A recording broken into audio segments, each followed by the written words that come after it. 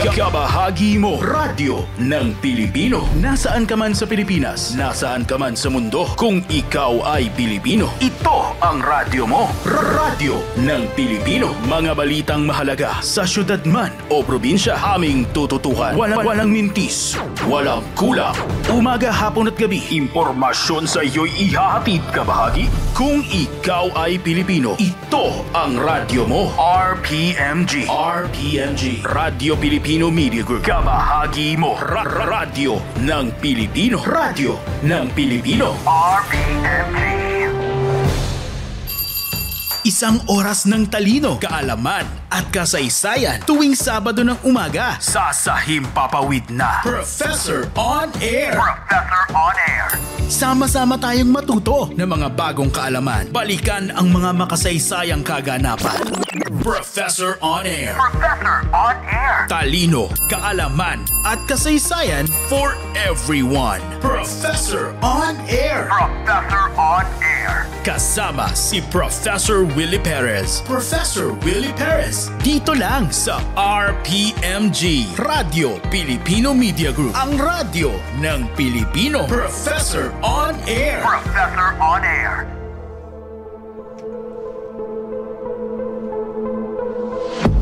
Mga kabahagi sa Metro Manila at sa buong mundo, welcome po sa Professor On Air ng Radyo Pilipino Media Group. Binabati ko ang mga taga-subaybay sa ibayong dagat at lahat po na nakikinig sa sister stations ng Radyo Pilipino Network sa iba't ibang probinsya sa Pilipinas. Tayo ay napapanood ng High Definition at Live sa YouTube channel. Ganun din sa Channel 100 ng Converge Cable TV System sa buong Luzon. At yan po naman sa RTV Tarlac Channel 26. Ito po si Willie Perez. Narito ang mga tampok na kaalaman. Mga posisyon sa pagtulog ng tao na delikadong makalagot sa ugat ng utak at katawan, inihayag po ng mga eksperto. Sa Science and Technology, anong kakaibang klase ng alarm clock ang patok ngayon para sa mga tanghaling gumising at mga coffee lovers? Aling hayop ang hindi makamandag subalit kapag nakakagat, nakakamatay?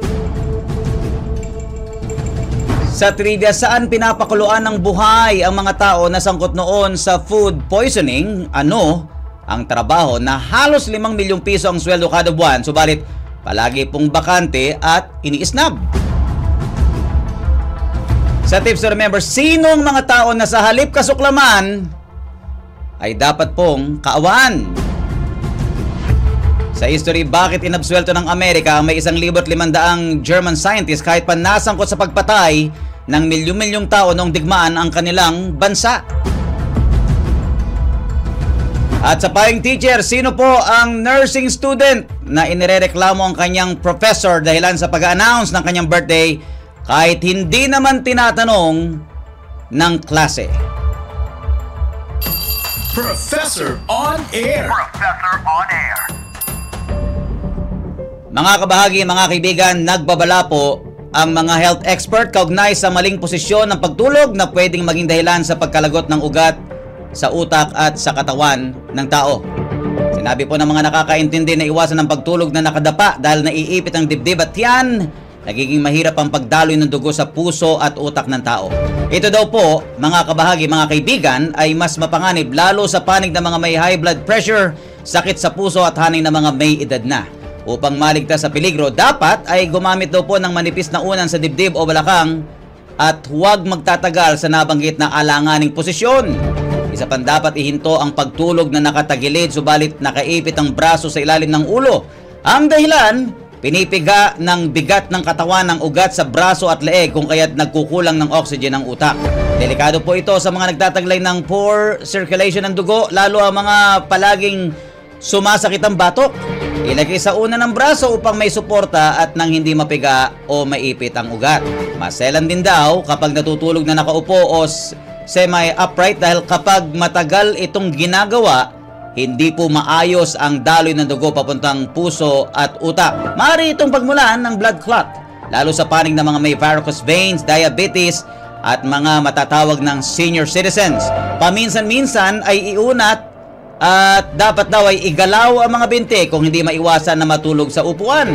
Iwasan din ang pagtulog na naka-cross legs o nakaipit ang paa sa ilalim ng katawan dahil nagbabara ang ugat sa hita at nagiging uneven ang daloy ng dugo. Mapanganib sa mga taong mataas ang kolesterol o may history ng stroke ang ganitong posisyon. Ituwid ang binti bago matulog at gumamit ng maliit na unan sa pagitan ng mga tuhod. Ang pagtulog na sobrang taas ng unan ay hindi rin daw dapat dahil kinokontra nito ang maayos na daloy ng dugo mula sa leeg papuntang utak. Maselan ito para sa mga may hypertension o migraine. Payo ng mga eksperto, gumamit lamang ng isa o dalawang manipis na unan at mas mainam kung ito po ay orthopedic pillow. Samantala po naman, hindi makamandag ang Komodo dragons, subalit mag-ingat pa rin daw na huwag kayong makagat ayon po sa mga zoologist. Sila po ay lizards na may habang 3 metro o katumbas ng 10 talampakan. Bagamat hindi sila poisonous kagaya po ng ahas, sinabi ng mga eksperto na delikado makakagat ng tao. Balot daw kasi ng bakterya ang bibig nito dahilan sa nabubulok na karne sa pagitan ng kanilang mga ngipin. Umani naman ng panibagong award ang kababayan nating kinilala sa France at Thailand dahilan sa makabuluhang research. Karangalan po ng bansa, si Dr. Janet Estonillo Pareño na ginawaran ng Summit Award for Outstanding Woman Educator and Inspiring Leader in Business and Research Excellence. Idinaos po ang pagkilala sa katatapos na 2025 Educators Conference and 4th Summit Awards na ginanap dyan po sa Manila Grand Opera Hotel sa lungsod ng Maynila. Nauna rito ay nagtungo si Pareño sa Bangkok, Thailand upang tanggapin din ang awards mula sa Shinawatra University at maging sa France dahilan sa research work na napatunayang makabuluhan sa sangkatauhan. Si Pareño, mga kaibigan, mga kabahagi, ay tumatayo po ngayong Dean of Colleges sa Eclaro Academy at isa sa mga respetadong professor yan po naman sa De La Salle University, Manila. Yan po ang unang bahagi ng ating knowledge sharing. Ang mga trivia, tips to remember, Pine Teacher, yan po ang kaagad ay susunod. Professor on Air. Professor on Air. Ang fake news ay nakasisira ng reputasyon ng isang individual at maaaring magdulot ng malaking epekto sa larangan ng pamamahayag. Siguraduhin mapagkakatiwalaan ang source ng inyong nakakalap na impormasyon. Ang public safety announcement na ito ay hatid sa inyo ng Radyo Pilipino Media Group dahil saan mang panig ng mundo, kabahagi mo. Radyo Pilipino. Sa patuloy na pag-usbong ng online transactions, dumadami rin ang mga online scammers na maaaring manloko gamit ng phishing emails, peking online sellers at investment scams. Ang mga panlolokong ito ay hindi lamang nagdudulot ng pagkawala ng pera, kung hindi pati na rin ng personal na impormasyon. Upang maiwasan ang mga ito, huwag basta-bastang magbigay ng personal na detalye. Tiyaking lehitimo ang kausap o website. Maging maingat sa mga alok na tila too good to be true. Ugaliin ding gumamit ng mga strong passwords o two-factor authentication at i-report ang anumang kahina-hinalang aktibidad. Maging mapanuri at protektahan ang iyong sarili sa digital na mundo. Isang mahalagang paalala mula sa kabahagi mo, Radyo Pilipino. Welcome back sa klase! Nagbabalik ang Professor on Air! Professor on Air. Kasama si Professor Willie Perez. Dito lang sa RPMG, Radyo Pilipino Media Group. Ang radyo ng Pilipino. Quote of the day. Quote of the day. Quote of the day. Mga kabahagi, mga kaibigan, sana po ay nasa mabuti kayong kalagayan. Good morning po! Makakatuwang natin today sa technical side, sina Darren Camila, pati na ang head ng Broadcast Engineering, si Engineer Classy Dave Galapon. Ang ating pong quote of the day na paborito namin ibahagi sa tambayan ni paring Melo Del Prado ay ang sumusunod. One of the scariest enemies on earth are those people who pretend to be your friend. Ano pong malalim na kahulugan? May mga kaibigan tayo na inaasahan nating bukod sa masayang parte, ay kakampi mo rin dapat lalo na sa panahon ng mga pagsubok sa buhay. Diba? Naranasan nyo na bang lagi kayong present, forever present kayo sa mga kaibigan? Sa panahon at hindi panahon. Ha? Kung yun man ang magagamit nating termino para dyan. Pero nung dumating ang panahon na tayo ay nangangailangan naman, not necessarily puro yung financial, no? Kahit man lang moral support o yung presence mo ay maramdaman, walang ganyan. Ha?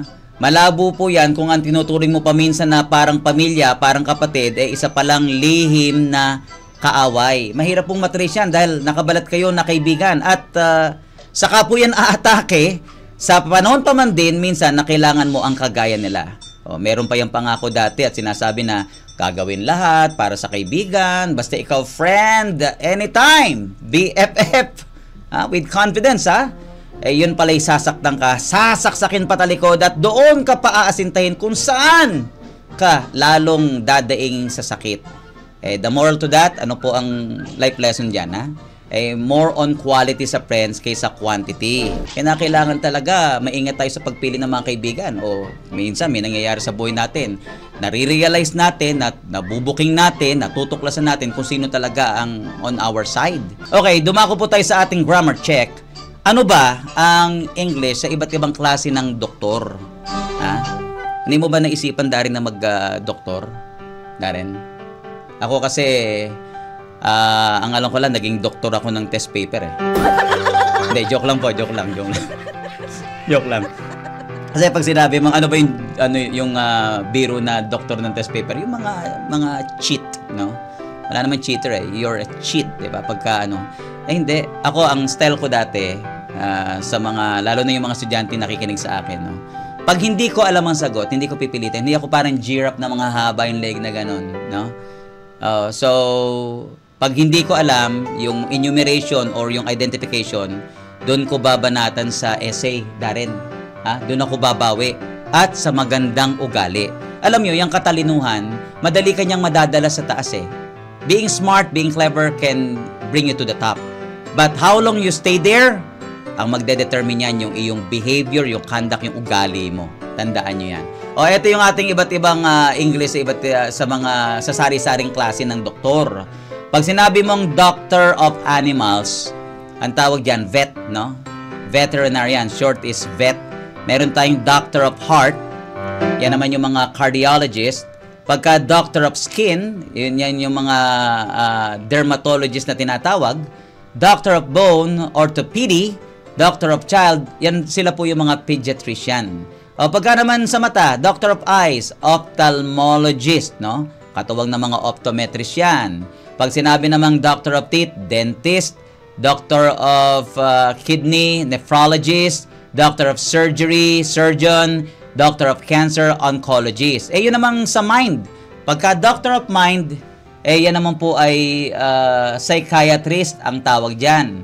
Pag sinabi naman po nating doctor of liver, yan po ay hepatologist. Yung doctor of women, gynecologist, doctor of ears, otolaryngologist, okay? Yun naman doctor of lungs, pulmonologist. Pagka mayroong mga words na nahihirapan kayong basahin, no? Kagaya ng mga nabanggit dito. Ang sekreto diyan, ganito. Halimbawa, heterogeneous, mahaba, nabubulol ka, ganun. Ang gawin ninyo, bisyllables ang basa ninyo. Dahan-dahan ninyo, bisyllables.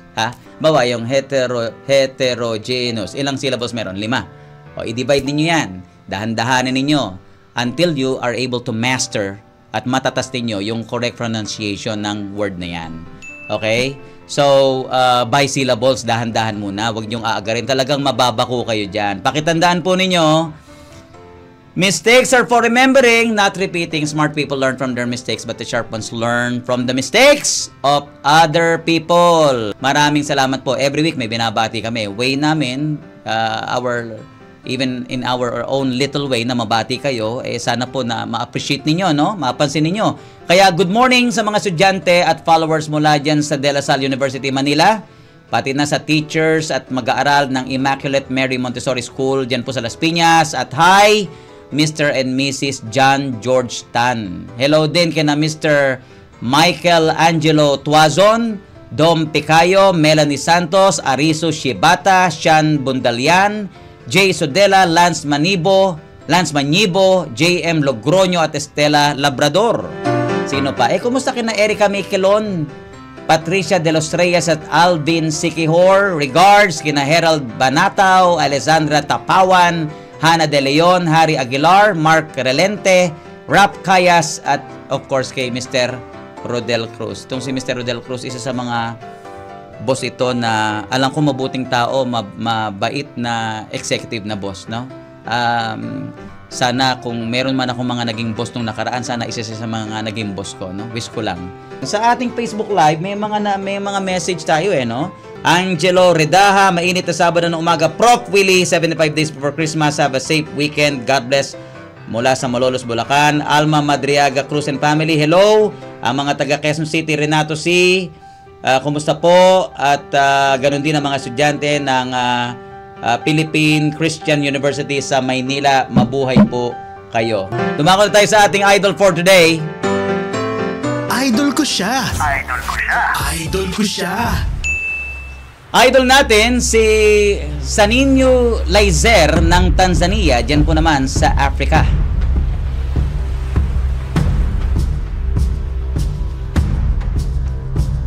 June 2020 ay nagbago po ang buhay ni Laizer, isang pangkaraniwang mangangaso at small-time na minero. Ito'y makaraang may matalisod siya at matuklasan na malaki ang nagawa sa pagtatamo ng magandang kinabukasan. Habang nagtatrabaho po sa Mount Kilimanjaro na kilalang mayaman sa minerals, nahukay niya ang dalawang pagkalalaking tanzanite, isang pambihirang gemstone na matatagpuan lamang sa northern region ng bansa. Binili ito ng kanilang gobyerno sa halagang $3.35 million. Dahil dyan, natapos po sa pagiging hindi po humahanga dyan. Hindi po natatapos dyan sa pagiging milyonaryo ni Saninio ang lahat dahil ilang linggo pa lamang ang nakalipas, nakahukay na naman siya ng tanzanite stone na nagkakatimbang na mahigit sa 6 na kilo. Panibagong bayad po ito at lalo siyang yumaman kasabay ang pangako na magpapatayo ng shopping mall na pwedeng magbigay ng trabaho sa mga kababayan. Tapat sa kanyang pangako, nagpatayo din ng paaralan sa Simanjiro District si Laizer na kayang papag-aralin ang may 600 mga estudyante. Hindi siya madamot dahil nagpakain siya at nagpakatay ng mahigit sa 200 baka upang i-treat ang mga kalugar. Kapalit nito, siya po naman ay kinilala, binigyan ng award, pinarangalan ng noon ay Vice President Samia Hassan dahilan sa pagiging makabayan at mapagbigay sa kapwa. Saninio Laizer na kahit yumaman ay hindi naging palalo at sa halip ay humble na natiling matulungin sa kapwa. Idol ka namin.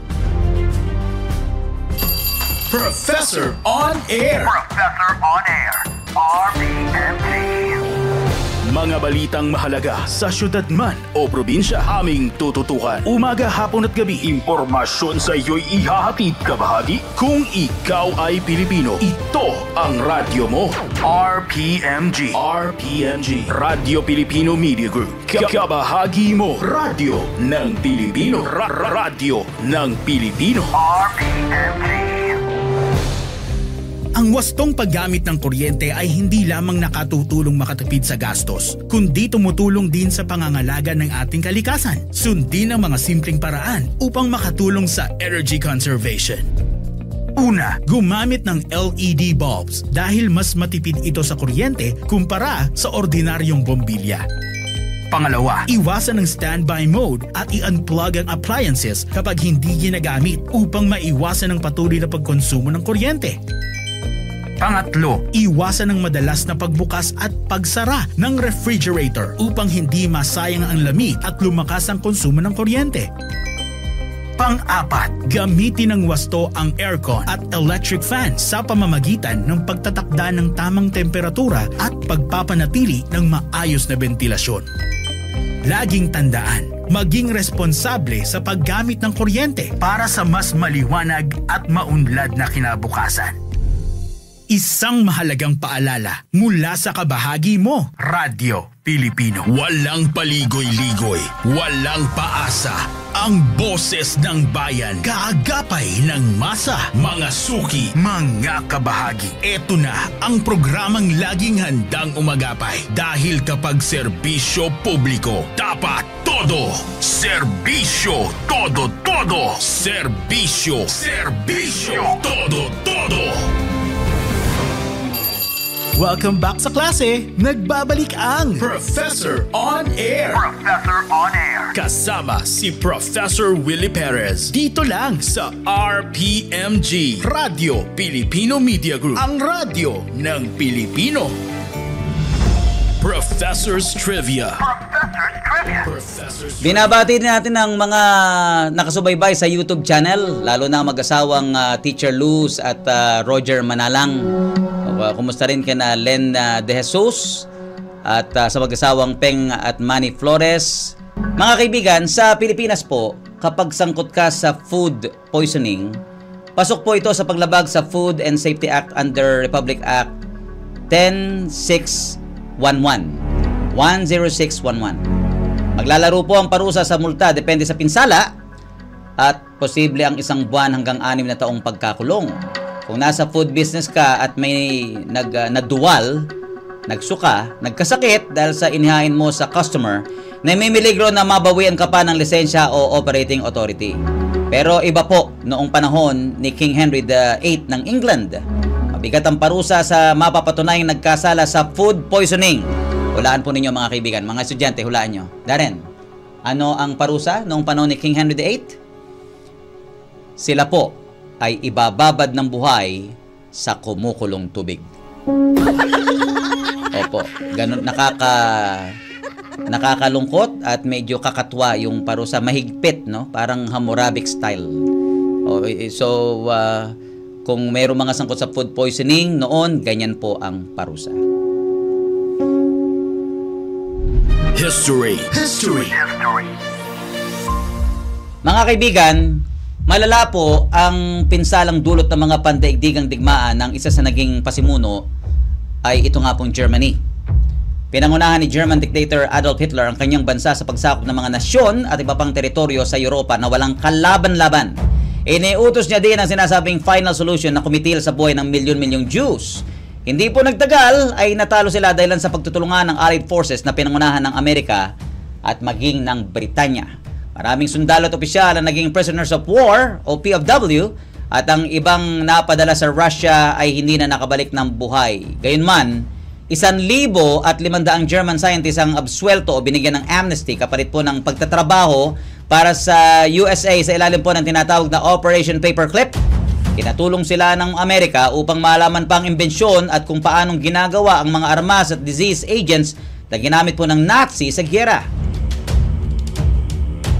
Kabilang sa sinasabing produkto ng kanilang husay at galing ang mga bombang inihulog sa Hiroshima at Nagasaki sa Japan, pati na ang mga sikat na V1 at V2 rockets ng Germany na noon ay labis na kinatatakutan. Professor on Air. Attention, yung mga naghahanap ng trabaho dyan. Ano bang trabaho? Kayo ba'y namimili ng trabaho or okay lang sa inyo kung may mag-alok? Ha?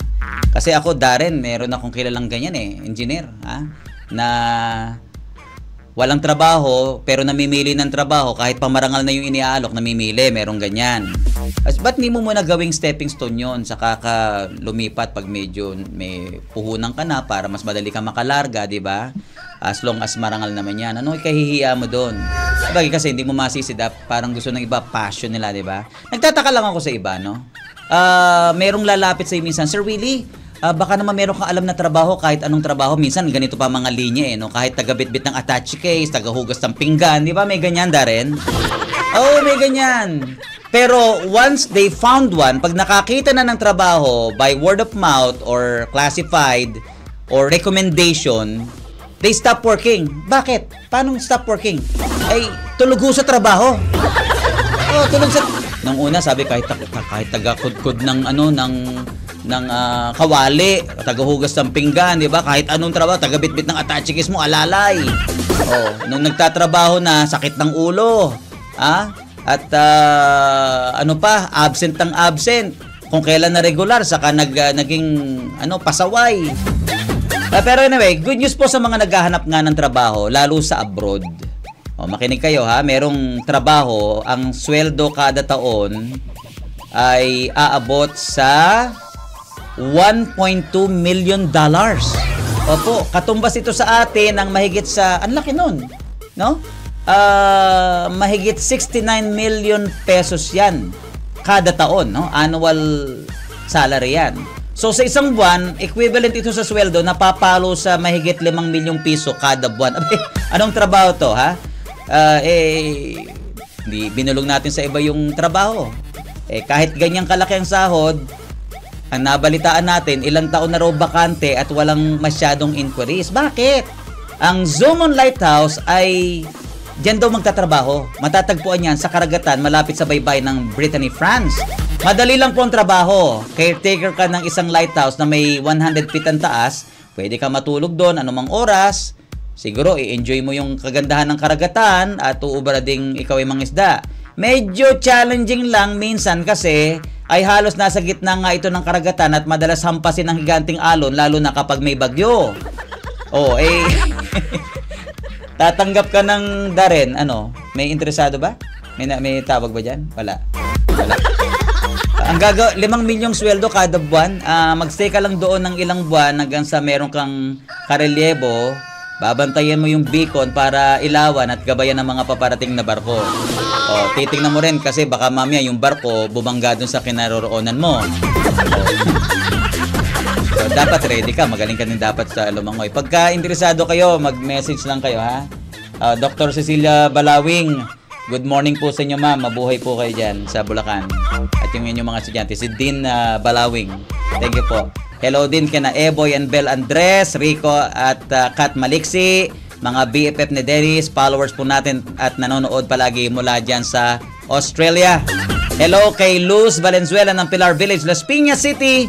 Pagbati mula kay Sonia Bizgara and family, Des Perez at Cecil De Leon.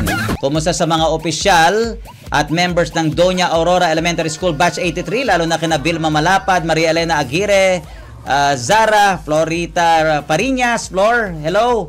Loida Gualberto at Margarita Limosinero. Siyempre, nandiyan si Nainatan at Ricky de la Cruz. Nandiyan po sa Amerika. At pati na si Teacher Micheline Gico Kunanan. Mabuhay po kayo at ang inyong mga estudyante. Mga kaibigan, meron pong inspirational title ng book that says, Go Plant a Tree, Have a Child, Write a Book. Ito daw ay, sa aking pagkaintindi, kaya merong ganitong title para daw ikaw ay maalala, to be remembered for such legacy, no? Yung mga ganong something that you can bequeath doon sa mga maiiwan mo, no? Especially the young generation. Kung gusto mo raw matandaan sa mundong yan at dumating ka sa point na siguro umidad ka na or di kaya wala ka na kailangan patunayan, yan daw ang gawin mo. Kasi pagka sinabing have a child, ang pagkaintindi ko dyan, magre-reflect kasi doon, maalala yung ikaw dahil sa magandang palaki mo o upbringing sa anak, di ba? Yun naman puno, makikita yung pagmamahal mo sa kalikasan, at yung libro, lalo na't makabuluhan, ay siyempre babasahin at matatandaan ka. Di ba? May mga author na wala na pero pinag-uusapan pa rin natin, di ba? Alamin nga natin mula sa ilang author ng libro, if ngayon pa lang, kahit buhay at napakalakas pa nila, it's already paying off when they do. Mga kaibigan, mapalad po tayong makakausap si Dr. Maria Rosa Nieva Carrion. Siya po ang President ng National Council of Women of the Philippines, incoming District Governor ng D3810 Rotary International, founder and chairman po ng Sigal Philippines Incorporated at author ng sikat na librong Modern Day Heroes. Dr. Carrion, good morning po at welcome sa Professor on Air. Good morning, Willie. I am so honored that you are featuring me again. Noong pong last time na nagkausap tayo, Doña Bing, bitin po tayo sa pagbibigyan ng mga kabuluhang kaalaman sa ating mga kabataan at mga kababayan. Ma'am, tunay po bang very rewarding at worth remembering na author ka ng libro kahit ngayon natutuwa kami makita na sobrang active ka pa sa mga prestigious organization na ikaw ay opisyal? Well, alam mo kasi, Willie, no? The power of the written word can never be underestimated. Mm-hmm. Alam mo yung pag nagbabasa tayo, pumapasok sa isip natin, that is such a powerful act. And tayo, like ikaw, meron ka nitong radio station mo, ang dami nakikinig sa iyo, yung mga advice mo, mga salita mo, sinasaloob yan ng tao. In the same manner, nasa akin, when I write, I share the lessons that this distinguished Filipinos share, no? Kasi ang ibig sabihin, na-test na nila yon, gusto naman nila ngayon i-share sa ibang tao, multiple ang effects. Gets mo? It creates this circle of kindness, of love, of generosity, of compassion, of forgiveness, na pag iniisip natin, lalo tayong lumalakas. Alam mo kasi, ang pinaka-important factor sa ating immune system is yung the ability to be able to absorb all the positive things around us. Parang akala natin ganyan lang. No, hindi. Pagtingin natin sa paligid natin, makikita natin napakaganda mga puno, di ba? Plant a tree. Opo. Diba? Kasi pwede mo ipangalan yan in honor of Willie, in honor of Bing, in honor of Mari, in honor of people we love. Iba yun eh. Iba yun. Kasi alam mo, bakit ano sinasabi nun? Ang sinasabi nun, nirespeto kita, tinataas kita, gusto kong maging gaya mo. Isn't that such a powerful mantra? Opo, maganda. Maganda nga po, Dr. Carion, kung ganyan ang mentalidad ng maraming tao, kagaya po sa inyo at ng iba ninyong mga kaibigan at mga kakampi sa ganitong kaisipan.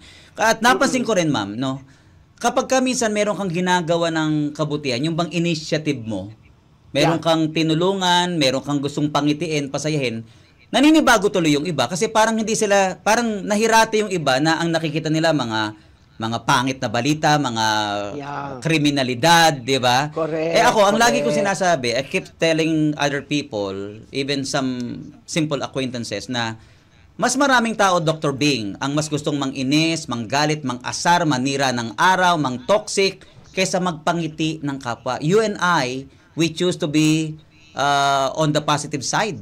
Di po ba, Dr. Carion? Yes. Alam mo kasi, Willie, tayo, we're a different breed. Okay? I always pray that our tribe shall increase. Because you know why? Huwag tayong bumigay. Huwag tayong bumigay sa negatibo, sa masasamang salita, sa mga effect ng mga tao na mga corrupt. Huwag. Hindi. Ang dapat nasa puso natin at sa ating kaluluwa at sa ating pag-iisip ay mabuti tayong lahat na tao. Mabuti tayo. Tayo ang mag-change ng world. We become the change makers.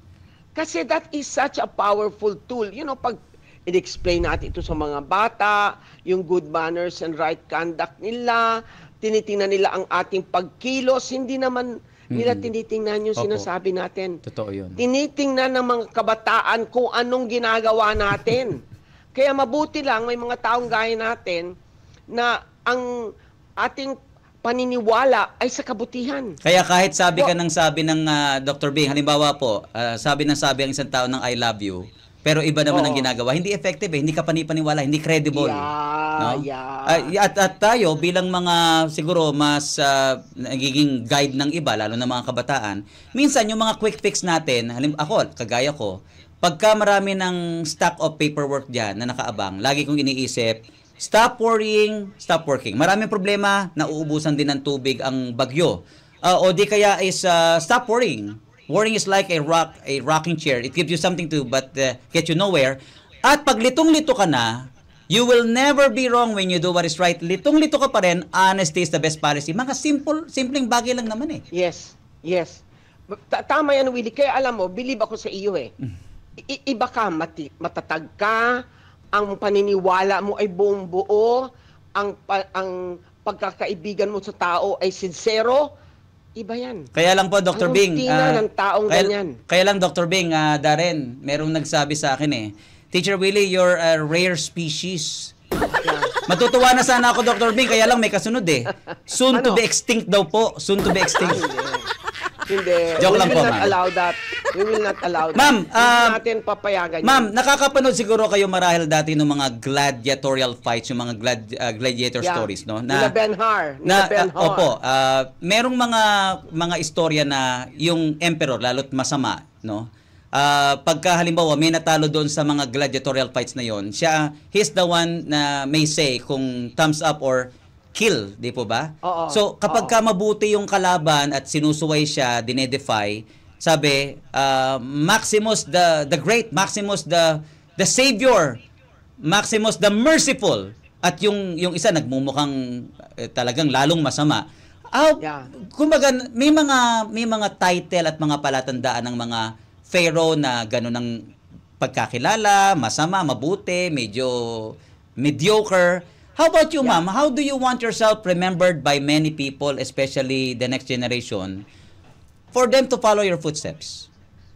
Alam mo, the legacy I want to leave behind, Willie, is my my love and compassion for people. Mhm.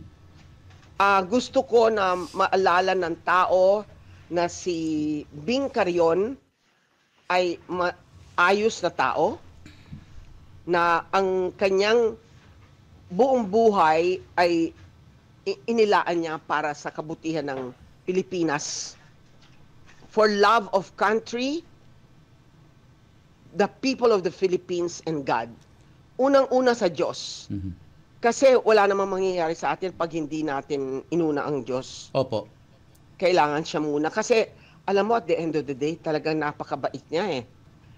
I mean, Willie, talagang, anong halatang-halata mo na talagang tayo, we are so blessed because of Him. Opo. 'Di ba? So, ang paninindigan natin ay sa Diyos. So, ang ang legacy gusto ko? Ako ay maka-Diyos, maka-Pilipinas, at maka-Pilipinas. Ma'am, ano naman pong legacy ang maimumungkahi ninyo na dapat ay ibis ng next generation? Lalo ngayong ang ating bansa ay nababalot ng iba't ibang mga kabaluktutan at mga katiwalian. Maraming mga pangit na balita. Ano pong maisasuggest ninyo? Ito ang pwede kong i-advise sa kabataan natin ngayon, no? Number 1, to believe in oneself. Magaling ang Pinoy, napakagaling ng, but you have to have that self-confidence. And yung self-confidence na yon, ialay mo muna sa Diyos. Kasi siya ang mag-guide sa iyo, sa iyong paniniwala, pagkasipan mo, sa iyong kaluluwa, sa iyong puso. At number 3, dapat sincero ka. Yung prinsipyo mo ng buhay dapat hindi baluktod. Maski wala nakatingin sa iyo, dapat ang ginagawa mo lang mabuti. That's integrity. Yes. We need to have integrity and honesty in our life. Kasi, yan lang ang pwede nating dalhin. Pwedeng, let's say, magkamali tayo one time, but we ask forgiveness. Lumuhod tayo sa Diyos. We're not perfect.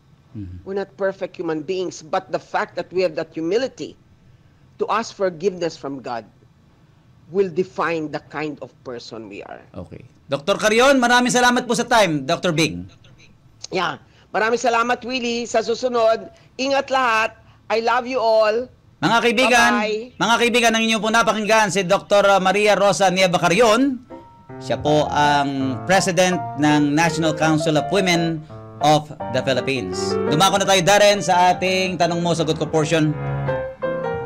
Itanong mo kay Professor Willie. Itanong mo kay Professor Willie. Galing po kay Yoli Reyes ng Bali, Indonesia. Saan po ba mas may nalulunod? Sa tubig alat o tubig tabang?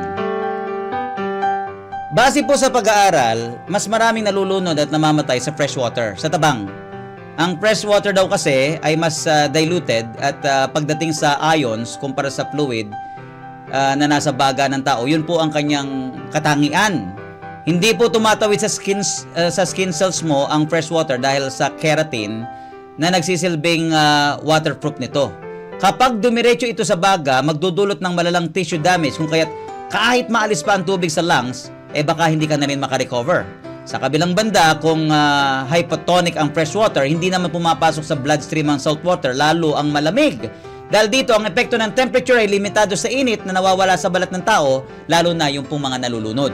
Itanong mo kay Professor Willie. Galing kay Gian Rodriguez of Bujang, Tawi-Tawi. Mabuhay kayo dyan sa Mindanao. Saan po galing ang salitang cancer? Nagmula ito sa kinikilalang father of medicine at Greek physician na si Hippocrates na nabuhay po noong 460 to 370 BC. Ginamit niya ang terminong carcinus at carcinoma upang ilarawan ang non-ulcer forming at non-ulcer forming tumors, no? Ginamit po ito sa naturang sakit dahil sa finger-like projections mula sa cancer na parang anyo o itsura ng talangka. Noong sumapit po ang 28 to 50 BC, isinalin ito ng Roman physician na si Celsus mula sa salitang Griego, ginawang cancer na Latin po ng salitang crab o talangka. Itanong mo kay Professor Willie. Itanong mo kay Professor Willie. Taga Bohol, Tagbilaran, si Russell Rigor, tinatanong niya, ano po ba ang iba pang klase ng alarm clock na pwedeng panggising? Hanapin mo yung coffee clock. No? Coffee clock, ano ba yan? Alarm clock yan na nagtitimpla ng fresh cup of coffee sa tabi ng kama o higaan mo.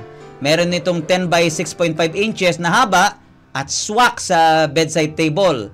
At ayon po sa inventor na si Josh Renoff, pinagsama niya ang mga salitang connoisseur at barista upang makabuo ng pangalan na nilikha. Tinawag itong Barisur. Ang makabagong alarm clock, mga kaibigan, ay induction coffee maker na pwede ka ring mag-charge ng phone dahil may saksakan ito ng charging sa base. Bago matulog ang may-ari, lalagyan muna ng tubig ang beaker, saka po na ng ilang scoops ng coffee ground sa reusable stainless steel filter. Kapag tumunog ang alarm, paiinitin ng machine ng tubig at padadaluyin ito sa tubo direkta po sa coffee grounds. Pwede rin itong i-program ng 30 minutes in advance upang later ay punan ng kape ang tasa sa ibaba ng machine. Itanong mo kay Professor Willie. Itanong Para mo po, kay Professor Willie. Kung kayo'y merong katanungan, alam mo, pang-research, no? Mag-email po sa willpera06@yahoo.com. Hello nga pala kay Jennifer Echenique and family. Hi, Jen. Coach Brian Abundo, Donna Maru Yunis, Adi Fernandez and family, Arlene Aguilar Tiangco, Jill Gallardo at Rose Padagdag. In regards to Teacher Lilia and Blair of Shanghai in China. Tips to remember tayo. Tips to remember. Tips to remember. May mga tao na mukha namang okay, pero parang nakakaawa. Sa halip na kamuhian, dapat daw ay unawain na lang yung mga tao na yan. Sino ba sila? Sinong mga tao na sa halip na kasuklaman ay dapat daw kaawaan? Ito po ang tips ng Professor on Air. Una, yung mga inggitero. Ang isang palatandaan yan, ang palatandaan, wala kang ginagawang masama pero mainit ang dugo sa'yo. No? Nakaranas ka naman ng ganon, Darren? Parang mainit ang dugo sa'yo. Wala ka namang ginagawa, no? Siguro kakilala mo, kapitbahay o katrabaho, mahirap yung ganyan no? Pumapasok dyan yung envy at saka yung insecurity. Ano pa? Ang nakakaawa pero hindi dapat kamuhian at sa halip ay kaawaan, yung mga mapagpanggap. Anong mga halimbawa niyan? Yung mga pinipilit nila, hindi naman kayang yapusin yung puno, pinipilit yapusin. Kaya ang nangyayari, gagawa ng mali at saka panlalaman sa kapwa. Anong trabaho ng iba? Mangungutang, pipilitin, nagpapanggap na richie-richie. Mangungutang tapos ako turn up pa naman ako dun sa ito in general to ha, hindi tayo nagpapatama kung merong may nanghiram sa pamilya namin o sa kamag-anak. Ito in general ha. Yung merong manghihiram, mangungutang tapos pahirapan yung singilan. Oo. Hindi naman natin kailangan yung kwento ng buhay nila. Payment lang ang kailangan natin. Pati buong problema, may problema din yung nagpahiram sa'yo, dinadagdagan mo pa, di ba? O minsan, nandiyan yung manggaganjo ka pa sa sarili mong pamilya, makaporma lang, magpapanggap. Wag ganon. Ano pa? Yung po mga boring daw ang buhay dahil limitado ang magagawa. Gusto mo pala maging boss, gusto mo pala ng ganito, ganoon, respeto. Sana nagpakatino ka o nag-aaral kang mabuti. Meron naman kasi hindi naman nakapagtapos ng pag-aaral pero respetado pa rin. Nasa tao rin yan no? Nasa tao pa rin yan. Sino pa? Yung madaling magalit na questionable ang palaki ng magulang. Yung bang toxic ba? Parang ipinagli sa sama ng loob, no? Na lagi nakaangil. Kaya tuloy hindi amiable ang dating, hindi likable. Mahirap yung ganun. Hindi mo naman kailangang i-please everybody, pero ito ibang klase ito parang talagang toxic talaga. Mahirap yung ganyan, negative na negative yan. Sino pa? Yung mga pa-victim effect, pero actually sila ang problema ng lipunan. May mga ganyan. Sino pa? Yung bang mga mahilig sa drama at mga walang kabuluhang usapan. Bakit? Kasi limitado nga yung hindi nagbabasa.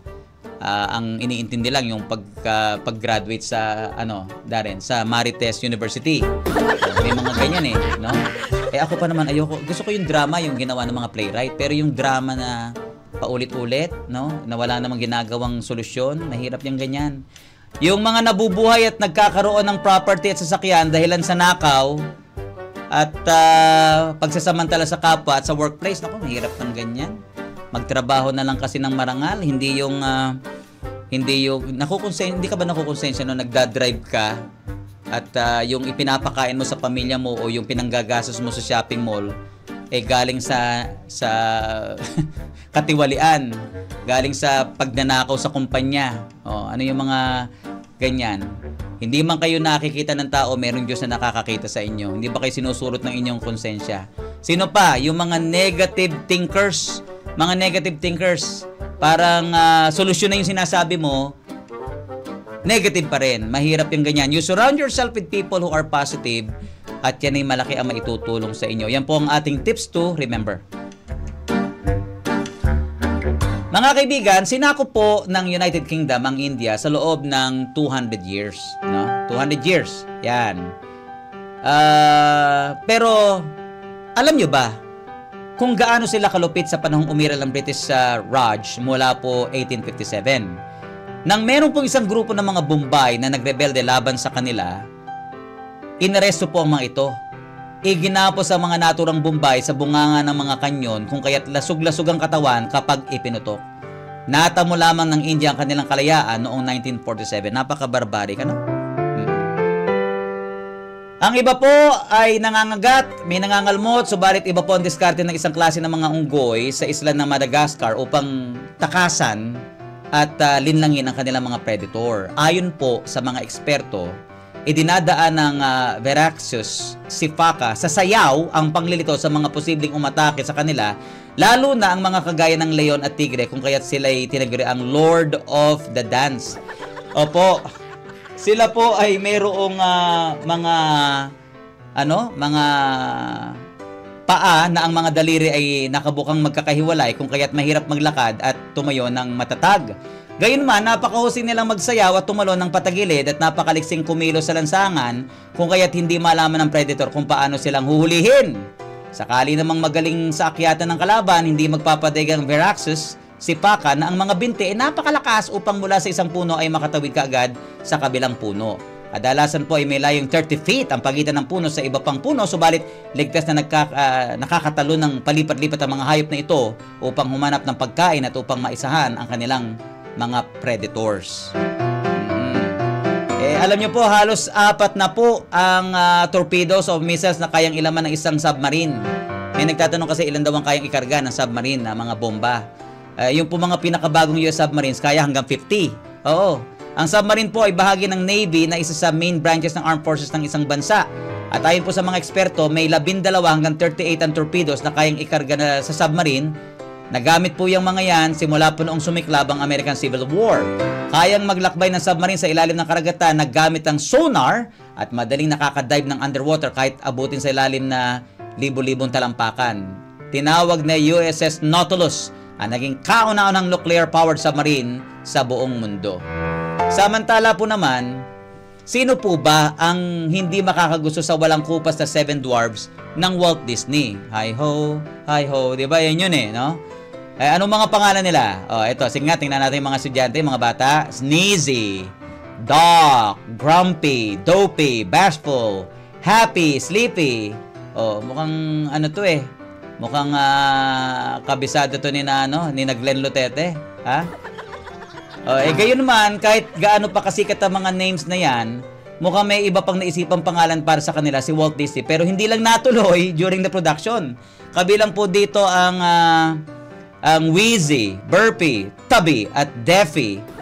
Oo, type na type daw ni Walt Disney na gamitin ang mga pangalang ito. Subalit may ilang kaibigan ang nag-advise na huwag dahil mukhang masagwa at baka maka-open sa mga matataba at bingengot. Nangyari po kasi ang mga kahulugan ng Wheezy ay masagwang ubo, Burpy, paladighay, ang Tubby, mataba, yung Daffy, bingengot. Laking pasasalamat po ng pamilya at mga kaibigan ni Walt Disney na hindi niya tinuloy ang paggamit sa mga pangalang yan at sa halip ay kinamulatan ng mga bata ang mga cute names na nabanggit ko kanina. Sayang wala yung Darren tsaka Willie, no? Joke lang po. Oo. Teka, mayroong pinababati pala to si Glenn Luterte. Glenn, kumusta ka na ha? Merong gumraduate eh. Merong gumraduate at ito ay si Jeanette, no? Si Jeanette May Ariola na gumraduate na siya, kamakalawa yata. So, happy graduation, Jeanette May Ariola. Binabati ka ng pamilya Luterte. Oo, para po sa mga karagdagang kaalaman, lalo na tungkol sa science and technology, trivia, general info, sidebars of history, pangkalusugan, mga payo tips, i-type lamang po sa FB ang Prof On Air, like, follow, share, and subscribe on YouTube channel. Hello nga pala sa magtiyuhin na Berhel Dimaranan at Martin Flores Mapua ng Golden City dyan po sa Santa Rosa City. Kumusta din po sa pamilya Arcillas, Mr. Christian Sudario and Angelica Oliver, good morning po. Regards kina Carla Bianca Noel Zamora, Dr. Balawing ng Colegio de San Gabriel Arcangel sa Bulacan, Dr. Agapito Rubio ng Ateneo de Naga, kumusta po dyan sa Bicol, at Dr. Jeric Buenape ng National University dyan po sa Lipa City sa Batangas. Payong teacher na po tayo. Payong Teacher. Payong Teacher. Payong Teacher. Nanonood pala si Boss MJ Santos. Good morning. Pati na kay Miss Prijoles, no? Mabuhay kayo, yung ating mga colleagues at mga kasamahan. Galing po kay Elijah of Tacloban City, Professor Willie. Ako po ay second year nursing student dito sa aming lugar at masugid na tagapakinig ng Professor on Air. Itatanong ko lamang kung tama po ba at professional ba ang ginawa ng professor ko sa isa naming minor subject sa social science. 2 days before ng birthday niya, nagulat kami sa kanyang announcement tungkol dito. Habang nakangiti at hinahampas-hampas pa ng pabiro ang desk sa classroom, ay sinabi niyang birthday na nga daw niya. Hoy, birthday ko, ganon. Paulit-ulit niya itong sinabi na para ba nagpapahiwatig po, bagay na hindi normally ginagawa ng ibang prof namin. Bilang future professional na baka mapasalang din ako sa teaching balang araw, okay lang ba ang ganito pagpayuhan po, Sir Willie? Okay, nursing student, Elijah. Oo, kumusta dyan sa Tacloban, ha? Alam mo, Elijah, huwag mong tutularan yan sakali na maging professor ka din. Hayaan mo na estudyante ang makaalam o tumuklas if they insist. Oo, yan ang dapat na mentality natin, yung style natin. No? Kasi, kung i-announce mo ang birthday mo kahit hindi naman tinatanong, baka iba maging impresyon. Hindi naman siya talaga mortal sin, di ba, Darren? Hindi naman, kaya lang parang parang hayaan mo manggaling sa parang walang iniwan sa nagbubuhat ka ng sariling bangko di ba? Hayaan mo manggaling sa iba. Oo, kasi pag ganyan para ka nanghihingi ng regalo at nagpapahiwating na i-blow out, ipaganda, ikaw nga dapat magpakain di ba? Oo. Hindi naman masama, pero pangit para sa isang guro na ang dapat na maging priority ay pagtuturo.